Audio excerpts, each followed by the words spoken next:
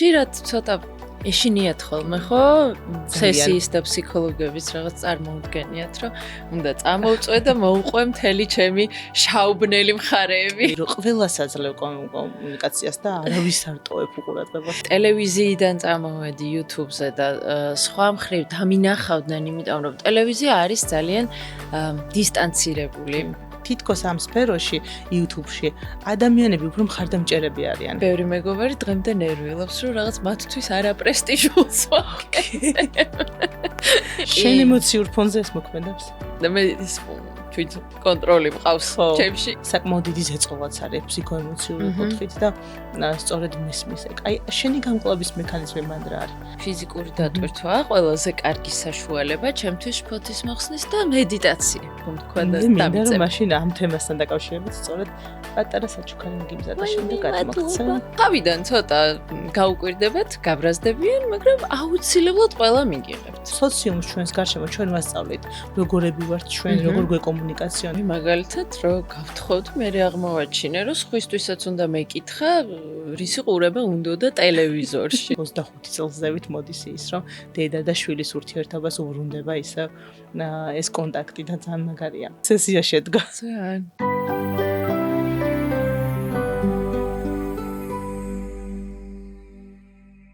გამარჯობა, მე ნინო კერესელიძე ვარ და დღეს ჩემთან სესიაზე სტუმრად არის ანა კოშაძე, იუთუბერი ალბათ უკვე.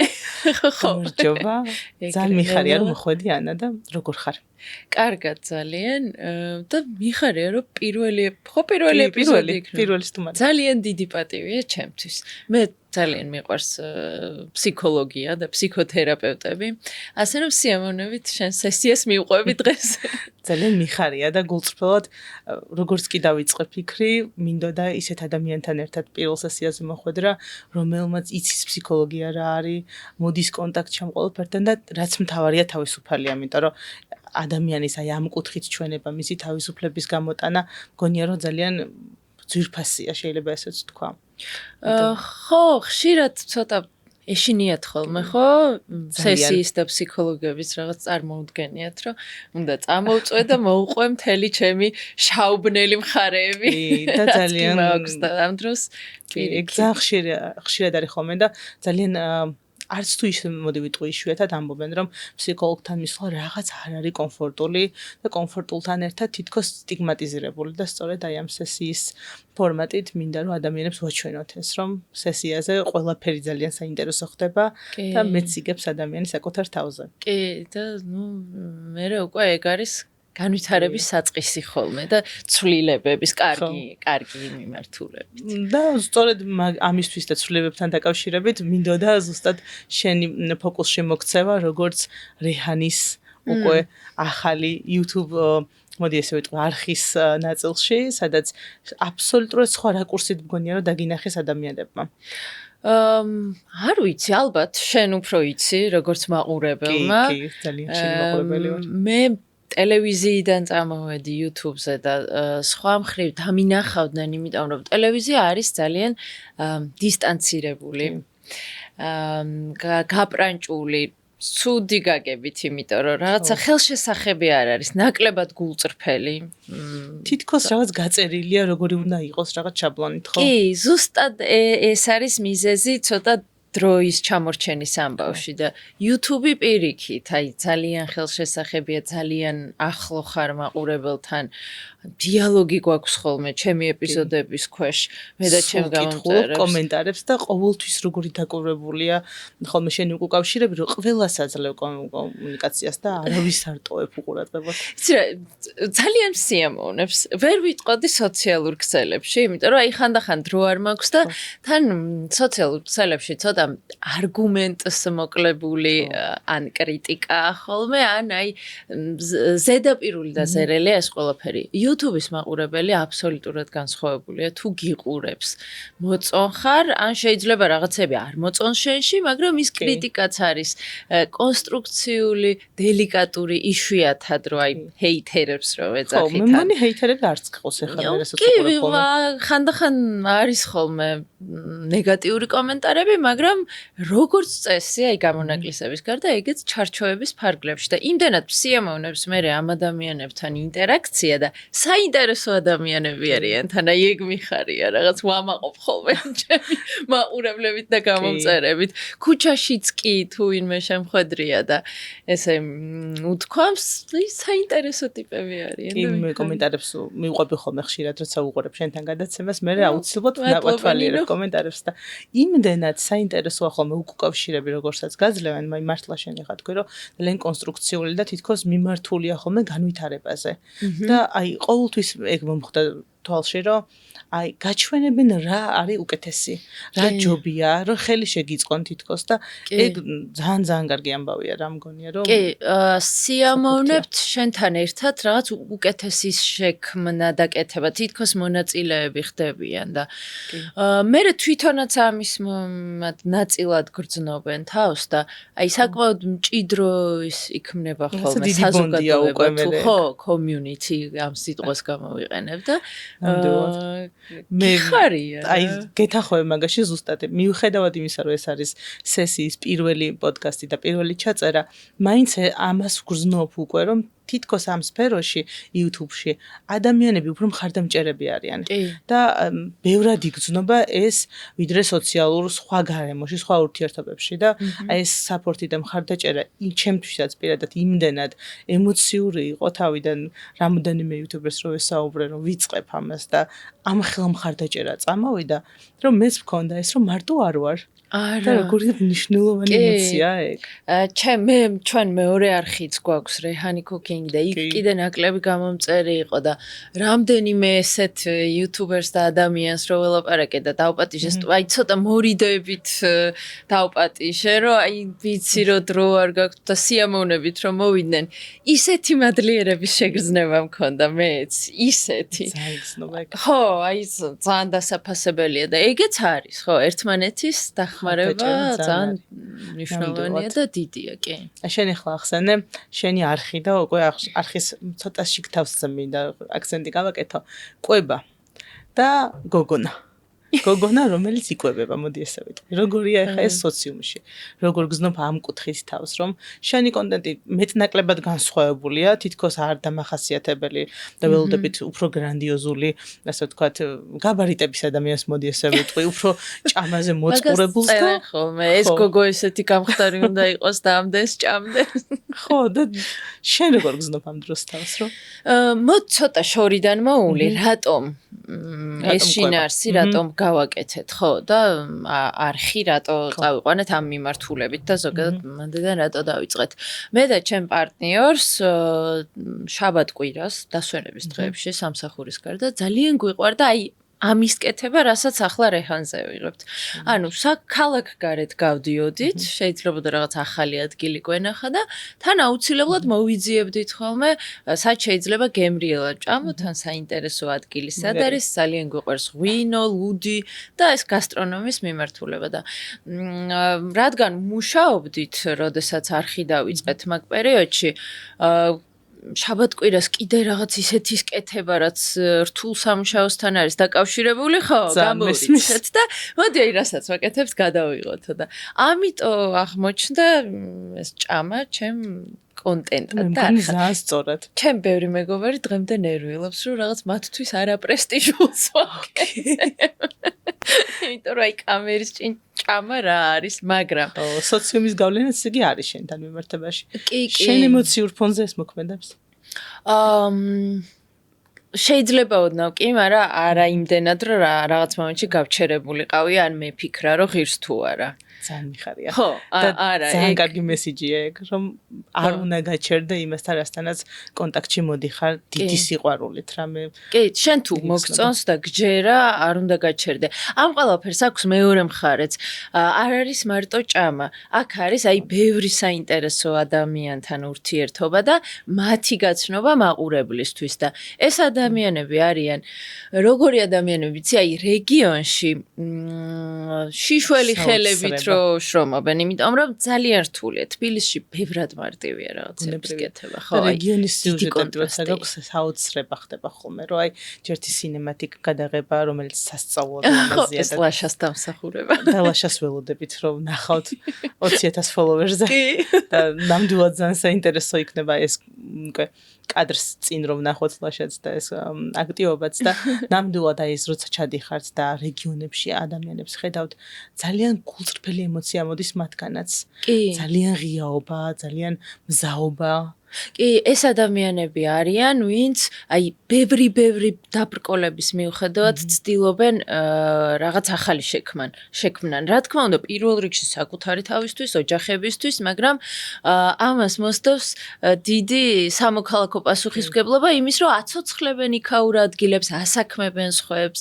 მერე ნელ-ნელა სხვებს უჩნდებათ ეს ამბიციები. ტურისტი რო ჩემ მეზობელთან ჩამოვა რესტორანში, რომ გაუმასპინძლდება და რო შევხედავ, რომ იქ იმან ფულიც დატოვა რაღაცა კარგი განწყობა, მერე კონტაქტები მყარდება ერთმანეთში, მეც მინდება და ესა ნელ-ნელა ცოცხლდება და ეს მხარე ამ რეჰანის ძალიან მნიშვნელოვანია. სარინაწილია ეგ ნამდვილად. ხო, და აი ეს გაძლევს იმ სტიმულს. კი და შუა ცეცხლის ნაწილი, რომელსაც რეჰანი კუკინგზე აკეთებთ კიდევ დამატებით კულტურული მემკვიდრეობა შეიძლება ესე ვთქვათ, რაც რა თქმა უნდა საჭიროებს კიდევ მეტ პოპულარიზაციას და ადამიანების ეწახალისებას და მგონია რომ შენი არხით სწორედ ამას ემსახურება, რაღაც ხალხისთვის, ხალხთან ერთად. აუ მიხარია თუ ეგრე ჩანს, ეგრე მინდა რომ იყოს და მინდოდა რომ ყოფილიყო და თუ იგრძნობა აი მართლა ძალიან მიხარია. ნამდვილად იგრძნობა და ამასთან დაკავშირებით რაც ჩემს ინტერესს კიდე იწვევს, რა ხდება კადრს მიღმა, შენ როგორ ხარ, როგორ გრძნობ ხოლმე თავს, თუნდაც დაგეგმვის პროცესში როგორ არჩევ. ხო, აქ ერთ პრობლემა გვაქვს ის, რომ ხშირად წერენ, რომ ცოტა კრიტიკულიც იყავიო და ნუ ვეთანხმები. ვერ ვარ კრიტიკული. ერთი იმიტომ, რომ ყოველთვის ვარჩევთ ისეთ ადგილს, სადაც გემრიელად, ხო? შევჭამთ მეტნაკლებად. რეგიონში როცა ჩადიხარ, აი გურიაში, სოფელ ლიხაურში, სადაც რამდენიმე ათეული კილომეტრის მანძილზე არაფერია, გარდა იმ საოჯახო ტიპის რესტორნისა, ანუ ვერ ვარ კრიტიკული. ისე გემრიელია ხოლმე, მაგრამ ხო არის მართლა ხო არ შეიძლება ყველაფერი ძალიან გემრიელი იყოს. ვცდილობ რომ აღწერო გემოები და ნუ მაინც მე აღმოხდება ხოლმე რომ ძალიან გემრიელია, იმიტომ რომ აი წარმოიდგინე მარტო ის რესტორანია, ის ადამიანები ცდილობენ რაღაც აი გემრიელად შექმნან და ცუდი მართლა არ არის ხოლმე. ჩვენი კონტენტი არ არის კრიტიკა და შედარება. რა თქმა უნდა, ეგ ძალიან ჩანს. ხო. კიდე მაგრამ ვეღარ ვაკრიტიკებ მე. აი მან ძალიან იგრძნობა რომ შენ ხარ იმდენად ადამიანებთან ერთად იქ მომართული რომ კარგია. ეს ძალიან ზრბილ კონტაქტს ქმნის ერთი სხვი და მეორე სხვი მართლა მოდის ის რომ რამხელა ემოცია არის შენი ამ ყველაფერში. და რამდენად დიდ მოდი ესე ვიტყვი ემოციურ დანახარჯს აკეთებ. კი, დაღლილი ვიღლები ხოლმე საღამოს ემოციურად, ამ ბევრი გაცემული და მიღებული დადებითი ემოციაც ხო დამღლელია, რა ვიცი. ხო, ესე ამბობთ პსიქოლოგები. რა თქმა უნდა, ეუსტრესიც არის სტრესის ერთ-ერთი ფორმა, რომელიც ცალსახად მოქმედებს ზუსტად ისევე, როგორც დისტრესი ამ შემთხვევაში და ეგ ძალიან კარგია, რომ ბევრი პოზიტიური დადებითი სტრესები გაქვს ცხოვრებაში. კი, ხო. ნეგატიური სტრესებიც არის ხოლმე, იმიტომ რომ ყოველ კვირას ვაკეთებთ ეპიზოდს და რთულია.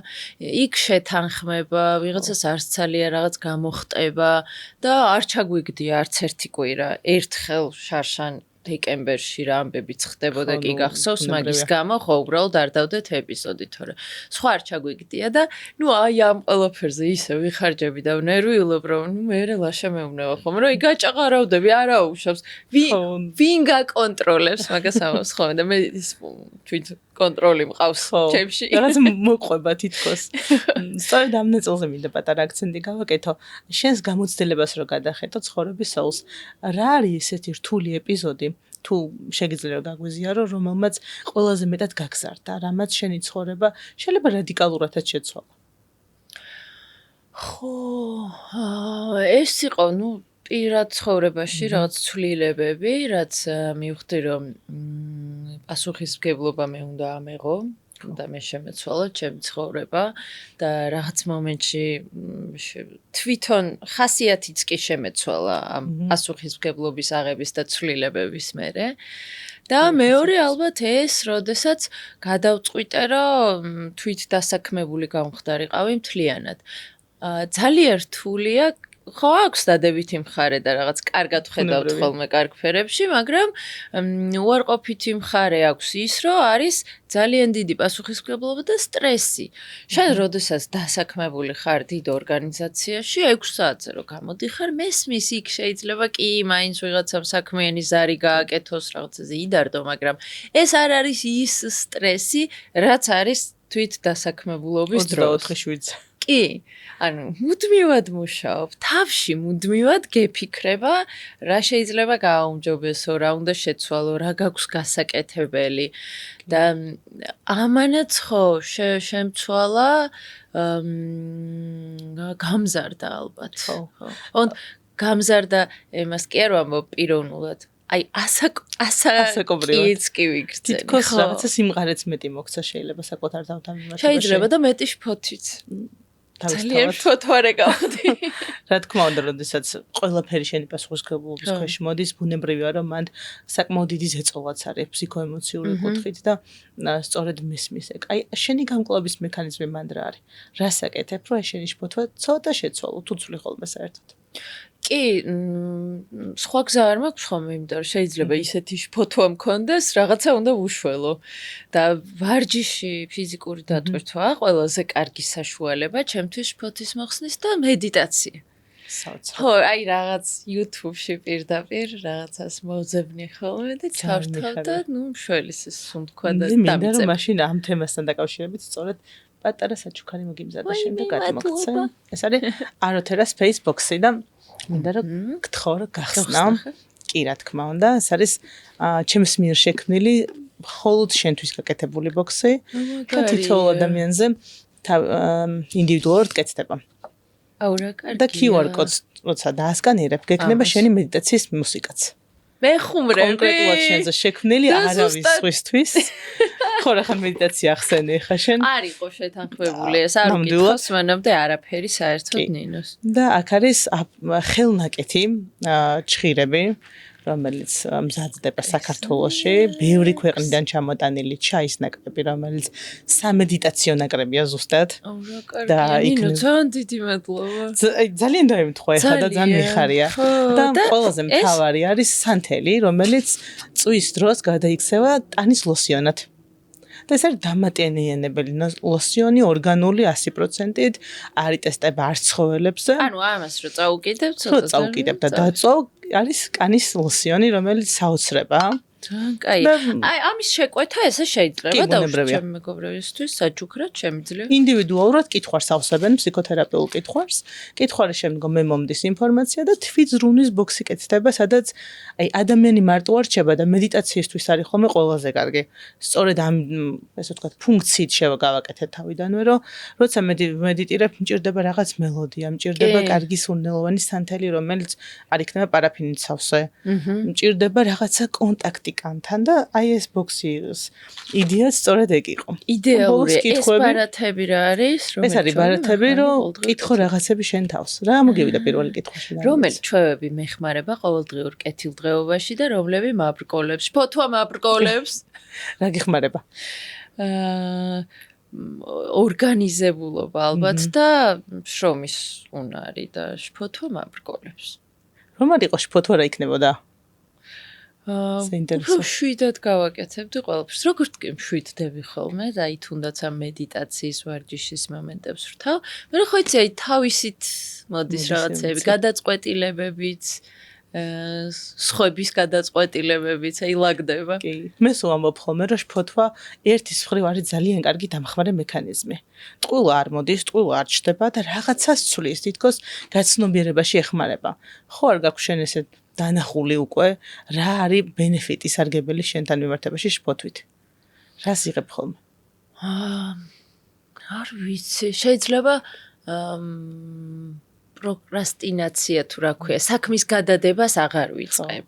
ნუ აქ დამჟამად გაჩერებს ცოტა მეტად? ხო. ძალიან საინტერესოა. მობილიზებულს ხდის უფრო რომ სწრაფად გავაკეთო რაღაცები, რომ მე დასრულებული რო ან დაგეგმილი რომ აქვს მოშორებულია და მე უკვე სიმშვიდე მოდის. ძალიან მაგარი, ანუ შფოთვის შენთან მიმართებაში სარგებელი ქონია შფოთვას ის რომ გაჩქარებს რაღაც მოში და გასრულებინებს იმ პროცესს რომელიც შეიძლება ძალიან გაწელილიც იყოს. კი, აი ახლა სარგებელი ძალიან მაგარია. სესია.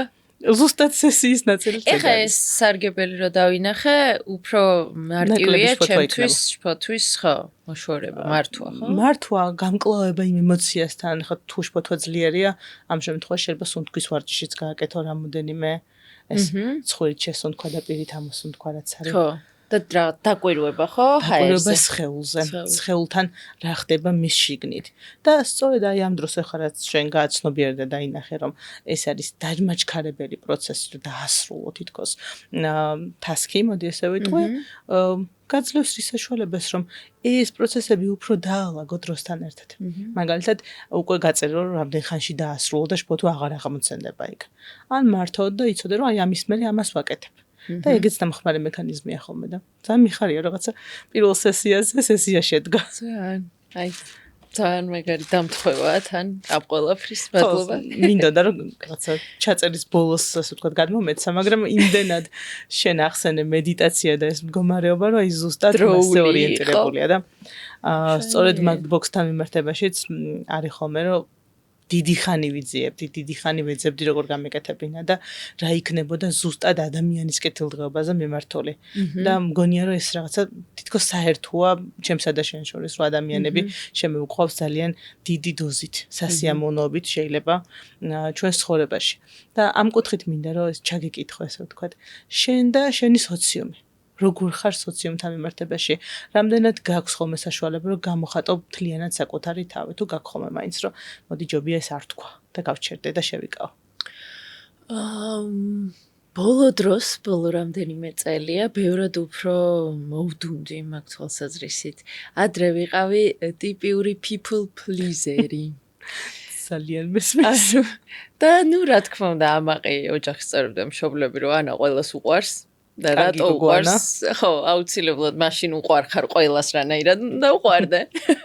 თუ ორიენტირებული ხარ ასიამოვნომაც, თქვა ის, რასაც ელოდებიან და გააკეთო ის, რასაც სხვებს აქვთ, ხო, შენგან მონმოდი. ვერ ვიტყვი რომ რადიკალურად შევიცვალე და საერთოდ სხვანაირი გავხდი, მაგრამ ბევრად უფრო მეტად გამოვხატავ ემოციებს, ვისწავლე არასთქმა. და მიხსია. საოცრება ეგ. ძალიან კარგი რაღაც არის. თავიდან რა თქმა უნდა, შეშფოთებულია გარემოცვა, მეგობრები, ოჯახის წევრები, რომ ვაიმე, აი ძალიან სხვანაირი გახდა. როგორ გაბედე და მეუბნები არას. ხო. შენ შეიცვალე და აღარ მომწონხარ. ხო, მე ხვდები რომ არ ვიცი, შიშიც არის ეთყობა შინაგანი ეს შენ იწვევ მაგას, რომ აი თუ არა ვთქვა და ზურგი მაქციოს ყველამ, ხო? აბა რატო არ ამბობ მანამდე არას? ხო, როგორც კი იწყებთ არასთქმას, თუ ვინმე ჩემნაირია თან მინდა რომ მიუმართო. აუცილებლად. ხო. თავიდან ცოტა გაუკვირდებათ, გაბრაზდებიან, მაგრამ აუცილებლად ყველა მიგიღებთ. აი აბსოლუტურად მალე გამოხატავენ მიმღებლობას ადამიანები შენს მიმართ. კი, არას მკაცრ თქმაშიც არის მან. რამდენადაც უფრო მჯერა მე რომ ვამბობ არას და გულწრფელია ეს ჩემი არა და რამდენადაც მყარად ვამბობ და გამოვხატავ იმდენად მალე ისულება გარემოც. იმიტომ რომ სოციუმს ჩვენს გარშემო ჩვენ ვასწავლით როგორები ვართ ჩვენ, როგორ გვეკომუნიკაციონ და რა თქმა უნდა თუ მუდმივად ვეუბნებით რომ ყველაფერზე კი არის და ყველაფერი როგორც შენ გინდა ისე იქნება, რა თქმა უნდა რომ მე მეორე ხარისხოვანი ფიგურა ვხდები და მეორე ხარისხოვანობაში ვასრულებს ხვის, მოდი ესე ვიტყვი, კეთილდღეობაზე მუშაობას. კი, კიდევ რა აქვს იცი მაგას დადებითი, ნაკლებ ტყუილს ამბობ. იმიტომ რომ როცა ცოტა მეტი მითხარი რა ამაზე. რაღაცების მოგონება არ არის საჭირო, როცა მე ვარ, მჭირდება, არ ვიცი, საკუთარ თავთან მეტი დრო და ამ საღამოს სახლში ყოფნა და არ ვარ მზად რომ გავიდე მეგობრებთან ერთად სადმე. თუ მანამდე იყო რომ აი რა ვიცი საქმე მაქვს სადმე, ეხა უფრო მარტივად შემიძლია რომ აი დღეს ვერა. როგორ გიგებენ ამას, როცა შენ ამბობ, რომ დღეს მე მჭირდება დრო ჩემი თავისთვის. ეს ძალიან ხშირი კითხვაა ხოლმე თერაპიაზეც, რომ ვეუბნები, რომ აი რჩიე შენი თავი და მოდი დღეს დარჩი სახლში. ეს ძალიან ხშირად მithქვამს მეც ჩემს კლიენტებთან. შენ როგორ გიგებენ, მოდი ამ ნაწილსაც შევეხოთ, რომ ადამიანებს სიმშვიდეს მოუტანდოთ ამ კუთხით, რომ გაგებადია არასთქმა და მნიშვნელოვანია არასთქმა. რა თქმა უნდა, არ ვიცი, გააჩნია სხვადასხვანაირად. ვიღაცამ შეიძლება იჯუჯღუნოს, რომ აი მე მოგკლავ, ვიღაცა მეტად მიმღებელია, რაც მთავარია პარტნიორთან გრძნობ თავს სრულიად ჰარმონიაში და ეს ძალიან მნიშვნელოვანია. აი რაღაცა ჩემი დროც მაქვს, მიმღებლობაც მაქვს იქით ამ მხრიდან და ეგეც მე ხდება ჩვენ ცხოვრებაში, როცა ჩვენ ავიღებთ პასუხისმგებლობას და ჩვენ მოვახდენთ იმას, ხო? რა თქმა უნდა, კონსტანტირებას, მან ძალიან მნიშვნელოვანია, რომ აირჩიოს ადამიანმა ისევ მეს ფუნქციები საკუთარი თავი მოდი ესე ვიტყვი და აქედან გამომდინარე ყველაფერი გარემოში იცვლება. თუ არის შენთან მიმართებაში ესეთი გამოცდილება, სადაც ქონდა რადიკალური მომენტი, რომ აგერჩია საკუთარი თავი, ან აგერჩია რაღაცა გარემოში ნებისმიერი რამ. ესე ვერ ვიხსენებ. ну ალბათ ისევ სამსახური შეიძლება აქ მოვიყვანო და ვთქვა მარტივია ხოლმე ჩემთვის მაგ არჩევანის გაკეთება, როდესაც რაღაც ძალიან მიუღებელი ხდება, ხო, ჩემ თავს. ის აგრესიის ემოცია, ბრაზის ემოცია გეხმარება ესე ცოტა ხო, აი ცოტა ისეთი ვარ, ტიპიური მილენიალი, ხო, იცი, იდეებისთვის, აი იდეა რომ მათთვის არის, ხო, ამომავალი წერტილი, არც ფინანსები, არც ეს ჯენზი ხო ცოტა სხვანაირია. საოცარი ხალხი არიან, საოცრებები. თან საყვარლები, თან მე მაგალითად აი ჩემ სამსახურში რომ შემოვიდოდნენ ჯენზის წარმომადგენლები და იტყოდნენ რომ აი მე დღეს რაღაც აურა მაქვს დაბინძურებული, ცოტა მძიმედ გრძნობ თავს, შოკი მქონდა, ვერ წხვდებოდი, რანაირად შეიძლება სამსახურში მიხვიდე და სხვებს გაუზიარო შენი მძიმე ემოციები და რეალურად კარგია, ნელ-ნელა ცოტა ვისწავლე მე. ნამდვილად გვასწავლა ჯენზიმ შეიძლება ვთქვათ ეს რომ ძალიან ოკეია და გააზიარო ემოციები და პირიქით ჯენზის სიტყვა რო გამოვიყენო ძალიან კრინჯობაა, როცა იკავებ და აი ამასთან ერთად ცხოვრობ და ხო, ჩვენ ხო სხვანაირად გავიზარდეთ რა და ამიტომ მე დღემდე ან ერთი ჩემი მხარე, ერთი ანა მეუბნება რომ ეს არის სწორი და თეორიული ცოდნა რაც მივიღე მიმყარებს ამ მხარეს და მეორეა ჩემთვის ძალიან ორგანული. რომ უნდა შეიკავო ემოციები, რაღაცა იდეისთვის ბრძოლა ყველაზე მნიშვნელოვანი, სამსახურის ანუ შეცვლა, დათმობა, ვიღაცებისთვის არასთქმა რთულია, ცუდია და ეს ორი მხარე იბრძვის ჩემში. ეხლა როგორც უყურებ ბოლო პერიოდში შენმა იმ მხარემ გაიმარჯვა თითქოს რომელიც უფრო თავისუფლებაზე ორიენტირებული არა? კი, რა თქმა უნდა, იმიტომ რომ წლიდან წლამდე ვიზრდებით, ხო? აი სწავლაც რაღაც შედეგს იღებს, მერე პრაქტიკაში გადმოგაქვს. აი მაგალითად ძალიან კარგად გავიაზრე, რომ სხვებისთვის არის ეგ უფრო კარგი, ანუ ბედნიერი დედა სასიამოვნოა შვილებისთვის. ბედნიერი რაღაც შვილი, ოჯახის წევრი სასიამოვნოა იმ ოჯახის წევრებისთვის, ანუ თქვენთვის არის კარგი, აი ვცდილობ ხოლმე რომ ეგ აუხსნა რა. ბედნიერი პარტნიორი, ხო? აი ბედნიერი დედა ახსენე, ბედნიერი პარტნიორი ახსენე და ხშირად არის ხოლმე შაბლონი, რომ კარგი ბჭყალებში დედა და რაღაც კარგი პარტნიორი არის, ვინც 24 საათი რაღაცა ქურესთან დგას მხოლოდ და ამას აკეთებს, ან ნებისმიერ აქტივობას აკეთებს, არ აქვს არსებითი მნიშვნელობა. და ხშირად არის ხოლმე რომ არ ესმით ადამიანებს თუნდაც ხანდახან შვილებსაც აქვთ ეს მომენტი განსაკუთრებით მოზარდობაში რომ ყველაფერი ისევ მე უნდა გამიკეთდეს, მე უნდა ვიყო ცენტრში როგორც შვილი და თითქოს დედას საჭიროებები არ უნდა ქონდეს. ჩვენი დანაშაულია, შვილს თუ ეგ მოთხოვნილება აქვს, ჩემ პრობლემაა და მამის, ხო? იმიტომ რომ ეგრე ვასწავლე და ეგრე გავზარდე. მაგალითად მე 90-იან წლებში ვარ თან გაზრდილი, როცა ძალიან გაჭირვება იყო ძალიან, ანუ ერთი შოკოლადი, სნიკერსი ბედნიერი ვიყავი და ჩემ ოჯახში იყო ეგ დამოკიდებულება, რომ ყველა დედის ერთა ვარ თან. და აი ანას ჩვენ არა და არ არის სწორი. როგორ გადალახე ეს? რომ ყველაფრის ცენტრი არ გამოხვედი შენ. შეიძლება ვერ გადავლახე რაღაც მომენტში. სამყარო რო შენს გარეშე უნდა ბრუნავდეს რო გინდა და მე რო ხვდები რომ აი ცადე რა სამკურნალოა მე მაგასთან შეხება რომ იცი რომ თავარი პერსონაჟი ხარ ყველას ცხოვრების და არა მარტო საკუთარი თავის და უცებ ხვდები გარემოში ადამიანებს რომლებიც ასევე მთავარი პერსონაჟები არიან. კი, თურმე მე მაგალითად რო გავთხოვდი მე აღმოვაჩინე რომ სხვისთვისაც უნდა მეკითხა რისი ყურება უნდა ტელევიზორში.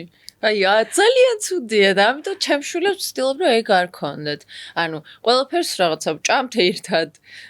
მათ თუ უნდათ გართობა, მათ რო დაუთმობ დროს, მე იციან რომ მეც რაღაცა მსიამოვნებს და მე თვითონ უნდა მიხედონ თავს. და ოქროს ეს არის სიტყვები რომ გაუნაწილოთ რაღაცა ერთმანეთს დრო და საკუთარი თავისთვის მთავარიც დავიტოვოთ ალბათ რა დღეში სულ მცირე 1 საათი მაინც რომ საკუთარი თავისთვის უნდა იცოდეს ხო იმ შვილმა რომ ჩვენც გვჭირდება ეგ ჩვენც გვსიამოვნებს რაღაცების ჭამა სადღაც გასვლა და რაღაცები მათაც თავის მხრივ უნდა დათმონ ხო რა თითქოს არ მინდა ვინმეს ეგონოს რომ აი რა იდეალური ცხოვრება მაქვს არა მეც მაგ ბავშვებთანაც რაღაცა ხან კონფლიქტი ხან კამათი მაგრამ ხო ეს დასაკეთებ კონფლიქტში ბავშვებთან რა ხან ეს თემა შენ წამოჭერი როგორ მკლავდები ისეთი ცუდი რამე ვქენი წინაკვირას ბევრი ვიყვირე სახლში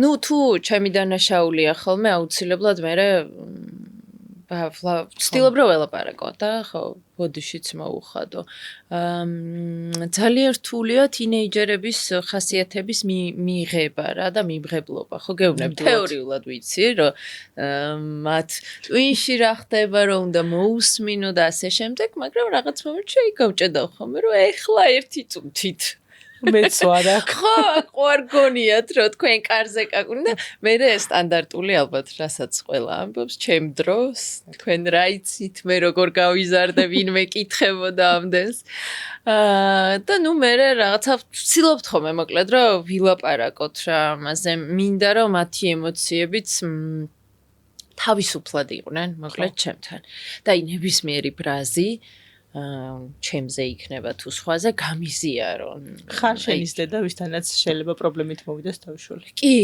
აი ზუსტად იციან ეს სიტყვებით ნათქვამი მაქვს თუ რომელიმე ნახავს მე რომ აი ყველაზე საშინელი რაც კი შეიძლება დაგემართოს. აი არ ვიცი მე ადამიანის კი რო შემოგაკვდეს იცოდე რომ მე მაინც მეყარები უბრალოდ მეწყინება, ვიტირებ, გავბრაზდები შეიძლება გეჩხუბა, მაგრამ ნუ შენს გვერდით ვარ და პრობლემის მოგვარებაში დაგეხმარი.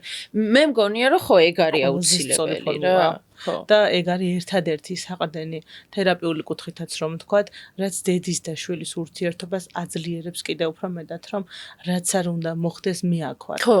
ეს ხშირად არის ხოლმე რომ თითქოს ვამბობთ და არ გულისხმობთ და ეს ამნიშნულოვანია რომ აი ბოლომდე გაცნობიერებული იყოს და არ ვთქვათ მხოლოდ იმიტომ რომ უნდა ვთქვათ და ეს რაღაცა კარგ დედად გამოგვაჩენს ამეთ გზნობდეთ მაგას და ხო მე მაქვს ხოლმე მე დანაშაულის შეგრძნება თუ რაღაც მომენტში ეგ არ ვაგრძნობინე რა აი ამ გაცეცხლების დროს მაგრამ რა ვიცი იმედია ხო არიან ესე სულ მანდაც ალბათ ყველას აქვს დანაშაულის შეგრძნებები. რაღაცა სწორად ვაკეთებ თუ არა. მე აი ხანდახან გამხსენებია წლების წინ რომ არასწორად მოვიქეცი რომელიმე შვილის შეგრძნება მაგ დროს.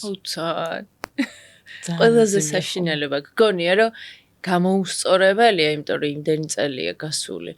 თან არ იყო ადრე ამდენი ინფორმაცია, ხო? მე სხვანაირი დედა ვიყავი, ხო, ბევრს ვაშავებდი. აუ ძალიან ხშირად მესმის ხოლმე რომ ერთ-ერთმა ჩემმა კლიენტმაც მომივა რომ გამახსენდა რომ ბავშვობაში უბრალოდ თვები მოუჩეჩეო არ იმსახურებდა უბრალოდ გადიოდა ხატავდა და რაღაცა მომენტზე გაბრაზებულზაო და ღამი გამიღვიძაო და ისე ტიროდიო რომ ბალიში დავასველეო ხო კი ანუ ჯერ ხშირი მომენტებია და სულ მინდა ხოლმე რომ ასეთ დროს დედებსაც უთხრა რომ ოკეია რაც მოხდა თავი ეხლა აქ და ამჟამად მაქსიმალურად შევძლოთ რომ მეგობრული ურთიერთობა ასაკი შესაბამისად თუ გვეძლება საშუალება შევინარჩუნოთ და მე უკვე რაღაც 25 წელსზევით მოდის ის რომ დედა და შვილის ურთიერთობას უბრუნდება ისე ეს კონტაქტი და ძალიან მაგარია ანუ ეს 25 წელიც რაღაც ის არის ხო რა თქმა უნდა მოზარდობის პერიოდი ყველაზე 22-25 წლამდე მიდის ინდივიდუალურია, მაგრამ დაახლოებით რომ ვთქვათ, სადაც მე მჭირდება ვიყო მეგობარი უფრო მეტად ვიდრე დედა და შვილი. და შემდგომ უბრუნდება იმას, რომ შენ დედა ხარ და მე შვილი და აი ამ კონტაქტს ვიჭერს. იგივე ამბავია თქვა 11 წლამდე, სადაც დედა და შვილი ურთიერთობა მოდის და 11-დან 25 წლამდე არის პერიოდი, როდესაც თუ გინდა რომ კარგი ურთიერთობა გქონდეს, შულთან უნდა იმეგობრო. იქ თუ ავტორიტარულად დავიწყეთ, რომ ესე ჯობია და ეს გააკეთე და მე კარგად ვიცი, უკარგავთ უკვე რეალურ ურთიერთობას. შეიძლება რა თქმა უნდა რომ სიყვარულს მეტნაკლებად შევინარჩუნებთ, მაგრამ ეს არ იქნება ისეთი ღია და გულწრფელი კონტაქტი და ეგ ძალიან კაია რომ მაგ მომენტს იზიარებს თქვენ. აი, შვილები ახსენე და მინდა ხოლმე და ბევრჯერ მიფიქრე რომ კითხო ანას თქო. შენი ერთ-ერთი მთავარი ჰობი მოდი ესე ვიტყვი, სრიალი. რამდენად იზიარებენ ამას შენი შვილები და თუ სრიალებთ ერთად? კი, აუცილებლად ორივე სრიალებს ჩემთან ერთად. უმცროს ჩემნაირად და ჩემი უფროსი შვილის ნაირად მთლად არ უყვარს. ისიც კი ვიფიქრე წელს და შარშანაც რომ ხო არ ვაძალებ მეთქი კი არა და ვაძალებდი პრინციპში. მაგრამ წელს არჩევანის წინაშე რომ დავაყენე რომ ეხლა მივდივართ ხვალ სასრიალოდ და ხო არ გინდა დარჩე მეთქი სიამოვნებით წამოვიდა და მივხვდი რომ მთლად ჩემი თავსმოხვეული არ იყო და ეს ის საერთო ჰობი გაქვთ. კი, გვაქვს, რომელსაც ეგ ჩემი ტრამვა იყო, როცა ჩემი შვილები ყველა სპორტით დავაკავი.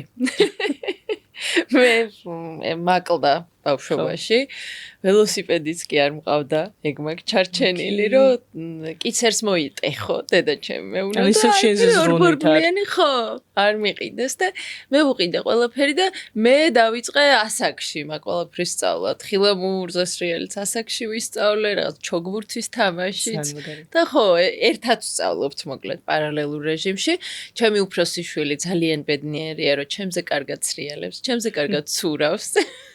მან ალბათ არ ვიცი, ერთი სქესის მშობელსა და შვილს შორის არის ხო ეს რაღაც კონკურენციის მომენტი ბუნებრივია არის და ნუ ამაყია ხოლმე თუ შევეჯიბრეთ მიგებს.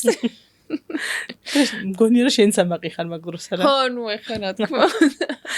ძალიან სასიამოვნოა მართლა მაგასთან კონტაქტირება, რომ აი დედა და შვილის საერთო ურთიერთობები, საერთო ხობები და ინტერესები საკმაოდ იშვიათია თითქმის, ესეც შეიძლება ვთქვათ, იმიტომ რომ ერთი და იგივე თემით დაინტერესებული მშობელი და შვილი მე ძალიან იშვიათად ხდება ჩემ პრაქტიკაში. პირიქით სულ ის არის ხოლმე, რომ ყველა სხვადასხვა რაღაცაზეა დაინტერესებული და რაღაცა გამართლებაც არის ერთის მხრივ და მეორეს მხრივ მგონია რომ შენი შრომა. ეს სწორად მიწოდებული ის აქტივობა და არა აუცილებლად ეს უნდა გამოგვააკეთო. შეიძლება კიდე იმის დამსახურებაა, რომ მე ძალიან მიჭირდა და ვიცი, რომ საჭირო და აუცილებელია ცოტა პატარა ასაკში ბავშვებთან თამაში სახლში. აი ვერ მობილიზდებოდი, აი ვერ ვეთამაშებოდი. ხო უნდა ჩაერთო რაღაც შეიძლება თოჯინით საერთო. და ამიტომ სულ ვცდილობდი რომ გამეყვანა გარეთ, იმიტომ რომ ჩვენ მეც ურთიერთობდით გზაში და იქ სადაც ვიყავით. საოჯახო თამაშები არ იყო შენთვის საყვარელი მხარე ესე? არა, საყვარელი კი რა, მიჭირდა თავი მეიძულებინა, რომ მაგ ყველაფერში ჩავრთულიყავი და რაც შეეხება სრიალს, რაღაც გარეთ სეირნობას, პატარა ლაშქრობებსაც ვაწყობდით ხოლმე, ოღონდ აი ვაკის პარკიდან კუსტბამდე ფეხით მაგალითად. ეხა უკვე თავთავიანად გაიზარდნენ და თავთავიანთი მეგობრები ყავთ და მაგდენით რომ აღარ რჩებათ, რომ ერთად ჩვენ ვაკეთოთ, მეგობრებთან ურჩევნიათ, რა თქმა უნდა და ამიტომ ხო, ეგეთი ცოტა ამოვარდა. ეხა ხედავ რომ თვალები აგიწლიან და იცი რა, მეც ჩემი მეგობრები მყავს და ამიტომ არ არის რთული, რაღაც მიმღებელი ვარ. ახ ჩემი შვილი უფროსი მესამე დღეა მეგობრებთან ერთად ბაკურიანშია და არ მილაპარაკია, მარტო იხო კარგად ხარ კითხულობ და კიო რომ წერს მარჩა. ახ ვიცი რომ არსალია დედისთვის, ამით არც მე მეცალა მაგ დროს. ძალიან კაია და ძალიან მიხარია რომ შენ როგორც მშობელი ესეთი გამგებიანი მშობელი ხარ რა. იმიტომ რომ ძალიან ბევრს ნიშნავს რომ აქედან მშობლის მხრიდან არ მოდის ეს რომ მიპასუხე რო გირეკავ სასტრაფოდ გამოდი კონტაქტზე და იდეალური სურათი დავხატე. ხანდახან მეც მიჩხუბია მაგაზე და გამიჭედავს რა. მთლად ეგრე არ არის, მაგრამ ვცდილობ ესეთი ვიყო ხა. ამიტომ ხდება ხოლმე ეს გაჭედები, როცა ყველაზე მეტად ღელავ ალბათ არა? მაგაზე უფრო არ გამიჭედავს მიპასუხე და რატო არ მიპასუხე, იმიტომ რომ მაგალითად ჩემთვის იყო ეგ დამსტრესველი და რთული, რომ საათზე უნდა მეყურებინა და რო არ მეპასუხა ვინმესთვის შეიძლებოდა სამყარო დამხობოდა თავზე ისეთი ამბავი აეტეხათ და ამიტომ ვცდილობ რომ ეგრე არ დავტვირთო. უფრო რთული ჩემთვის არის ხოლმე მიმღებლობა იმის, როცა ეგეც მაგ თაობის სცენია, ბევრი რამით არიან უკმაყოფილო. და ისო ეგ მოდის ჩემში, რომ აი ხალხო თქვენ ხო არიცით როგორ ვცხოვრობდით? ხო. და იმ რაღაც ბევრს რო ცდილობ, ბევრს უკეთებ, ბევრი რამ აქვთ გარშემო და აი მაინც უკმაყოფილება ახატიათ სახეზე. აი მანდ მიჭირს ემოციების მოთოკვა, რომ მიმღებელი ვიყო რა, მათი უკმაყოფილების მიმართ. აი ძალიან უბრალდები, მინდა რომ დავახრჩო. მე ხო ვიშრომი ამისთვის, რომ ყოფილიყო. ხო და სინამდვილეში ეგეც ხო არასწორია, იმიტომ რომ შენ იშრომე, რა გთხოვეს, არ გთხოვეს, ხო? შენ შრომობ, იმიტომ რომ შენ გსიამოვნებს, რომ ეგ შეუქმნა შენ შვილებს. თითქოს მაინც მოდის ეგ, აი გაუცნობიერებლად, რომ გვინდა მაინც მოდი ესე ვიტყვი, ეფრუმი მივიღოთ თითქოს და ადრიერებან გაგვიღიმონ რაღაც მომენტში. გარშემო არ არის მარტო შვილებზე. ყველა ურთიერთობას თუ კი რაღაც ეფორტი მეტი ჩავდე, მინდა რომ იქიდანაც მოვიდეს ჩემთან რაღაც უკუპრეში. ხო, სინამდვილეში ხო იქამდე უნდა აკეთო სადამდეც შენ გსიამოვნებს, ხო? ან თუ არ გთხოვენ, არ არის აუცილებელი შენი ცხოვრება გადადო და მაინც რაღაც გაუკეთო სხვა ადამიანს. ეგ გვავიწყდება. უკეთებ და მე აი მადლობაც არ უთქვამს და აი ამ დროს ხო, შეიძლება თქვას, შეიძლება არა, მაგრამ შენ ნუ გააკეთებ თუ მადლობისთვის აკეთებ. ეგ ძალიან ისეთია. მართლა ძალიან ხშირად არის ხოლმე ეს, რომ გაუცნობიერებლად ვითხოვთ აი ამ მადლობებს, აღიარებებს, დანახვებს და საკმაოდ მტკივნეულია, როდესაც ამას ვერ ვეხებით მე როგორ რეალობაში და ჩვენი რეალობა არის ხოლმე როგორც გამიკეთე, იმიტომ რომ გინდოდა შენ ეს და ხანდახან მე მაგის მოსმენაც. ხო, კი, როგორ არა. შენი სურვილი მეტი იყო მაგაში ვიდრე ჩემი, ხო? ხო, მეგობრებთან მიმართებაშიც გვაქვს ეგ რა ვიცი. რა იქნებოდა შენი ესე ვთქვათ, მოდი ოქროს სიტყვები შეიძლება ესე ვთქვათ, ან მექანიზმი ქცევის, რითიც ადამიანებისთვის ადამიანებს შეგიძლია დაანახო ანა კოშაძე. აი რთული კითხვა დავისვი, ნინა. ჩახლართული. აჰა. აი ოქროს სიტყვები. ამით დავანახებდი ანა კოშაძეს. არ ვიცი. როგორ დავანახო ანა კოშაძე, ხო? მართლა არ ვიცი, რთულია ესე რაღაც დადებითი რო ვთქვა, ცოტა უარყოფი, აი არ ვიცი.